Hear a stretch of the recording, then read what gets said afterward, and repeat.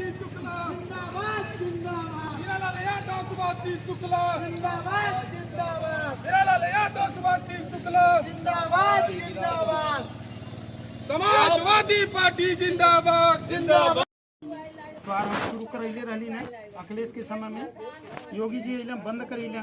अब अखिलेश जी कहते हैं 500 के जगह हम 1500 और वो साल का 18,000।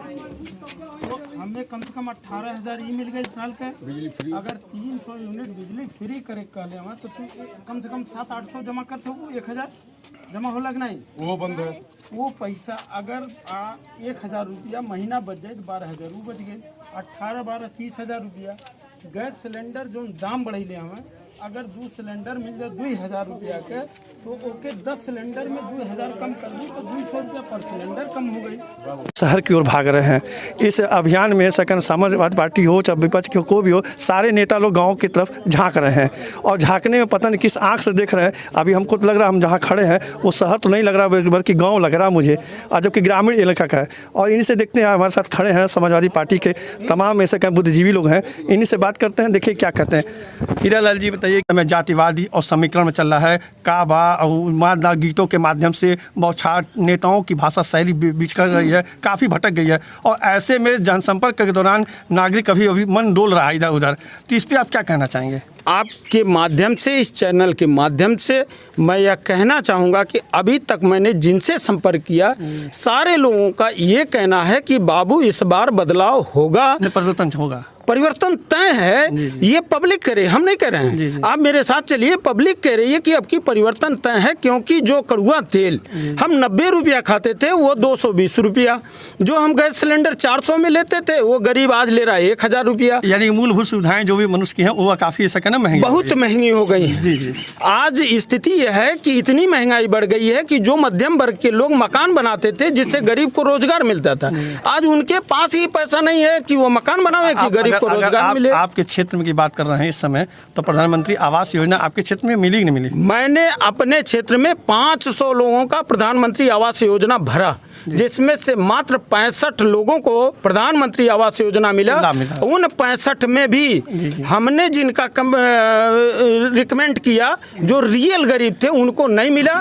जैसे अभी जिस मकान पे आप खड़े हैं यहीं बगल में, ये इस मकान को मैंने रिकमेंड किया है, ये मकान नहीं पास हुआ। ये झोपड़ी है सामने दिखाई दे रही है, इसको मैंने रिकमेंड किया, इनको नहीं मिला। यानी विभाग के अधिकारी अनदेखियों ने कहीं कर दिया। अरे सीधे सीधे घुसखोरी कर रहे हैं। जिनके पास 50,000 45,000 35,000 रुपया रहेगा वो ना विभाग को देगा तो उसका पास होगा।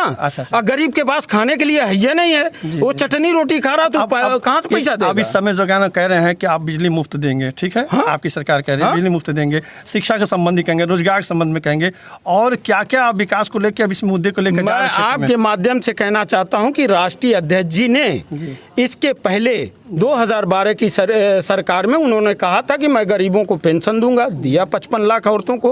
उन्होंने कहा था मैं बच्चों को लैपटॉप दूंगा, 18 लाख बच्चों को लैपटॉप दिया। उन्होंने कहा था मैं कन्या विद्या धन दूंगा, उन्होंने कन्या विद्या धन दिया। उन्होंने कहा था कि मैं रोजगार दूंगा, नहीं रोजगार दे पाया तो बेरोजगारी भत्ता दूंगा, उन्होंने दिया। उनके समय में आपको रियल बता दूं कि ये माता यहाँ खड़ी है, इससे पूछ लीजिए कि मैंने इनका समाजवादी पेंशन किया था कि नहीं, और ये पाती थी। और जैसे मैं इनके सामने आया हूँ अभी इन्होंने कहा कि बाबू हमारा पेंशनवा बंद हो गई बा, तो मैंने इनसे यही कहा। इन्हें पीड़ा पेंशन को बताइए। हाँ, इन्होंने अपनी पीड़ा पेंशन की बताई, जबकि इन्हें मिलना चाहिए। ये 100% रिकमेंडेड हैं कि इनको मिलना चाहिए, लेकिन मिला नहीं ना, मिला नहीं। अच्छा, मैंने बहुत ज़्यादा दर्द है, मैं देख रहा हूँ दर्दों का आंखों का छलक रहा है आपकी आंखों में। आप सही बताएं कि मैं गरीबों के बीच में रहा हूँ, आज से नहीं 2006 से मैं गरीबों के दर्द को इतना करीब से देखा हूँ कि उसका बयां भी नहीं कर सकता हूँ। देखिए हमारे साथ हीरालाल जी ने अभी दर्द बताया, दर्द की पीड़ा से हमारे एक दर्द से और काफ़ी वाकिफ़ हैं हमारे सुभाष शुक्ला जी के सपुत्र जी भी मेरे सामने खड़े हैं, और मैं इन्हीं से पूछूंगा कि सर आज कौन सी ऐसी स्थिति आ गई थी जो आपकी माता जी इतनी सेवा करके और दूसरे भी पल्ला पकड़ा है, क्या कहना चाहेंगे सर? किस नाम पर? मेरा नाम अरविंद दत्त शुक्ला है। पहले तो आपको बहुत बहुत धन्यवाद। जी। मेरा विषय मेरे पिता के 43 वर्ष की तपस्या के आधार पे भारतीय जनता पार्टी ने उनको मृत्यु के बाद सम्मान तक देने का, श्रद्धांजलि तक देने का उनके पास समय नहीं था। हमारा लड़ाई सम्मान और अपमान की है। और आदरणीय राष्ट्रीय अध्यक्ष जी ने जो सम्मान मुझे दिया, हमारी माँ से कहा कि आज से आपके 2 बेटे नहीं हैं, आज से तीसरा बेटा आपका अखिलेश सिंह यादव है। जी जी ये बहुत बड़ी बात है। जी जी। तो हम देख रहे हैं कन्वेंशन में, मैं देख रहा हूँ कि काफ़ी माता जी सबका हाथ पकड़े, बीजेपी के भी काफ़ी, श्री प्रताप जी के पास गए, गणेश सिंह के पास, सब लोग के पास गए। अब हाथ पकड़े, क्या वो बेटे हाथ साथ निभाएंगे कि नहीं निभाएंगे? अब ये तो आपको समझने में चरितार्थ यही हो जाता है।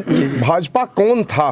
जी जी एक नाम नहीं है शहीदों का। जी जी जी उस शहादत में स्वर्गीय उपेंद्र शुक्ला जी जी लाइन पे लास्ट पायदान पे तो आते हैं, लेकिन शुरू से जब देखिएगा जी, काफ़ी संघर्ष किया उन्होंने। एक संघर्ष किया है उन्होंने। और आप जब देखेंगे तो उसके क्रम में आप तमाम नाम पाएंगे।